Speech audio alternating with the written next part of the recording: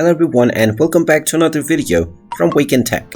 In this video, I'm going to show you how to download the Bitpay application on your Android device. So let's get started right away. In order to download the Bitpay app, first of all open up the Play Store or the iOS App Store depending on your device, and then tap on the search box and then type in Bitpay and start your search.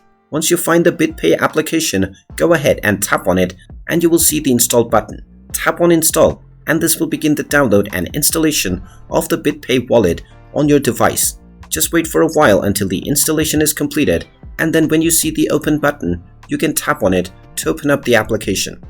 And now you can continue with signing into your existing account or signing up to create a new one to start using the Bitpay app right away. And there you have it.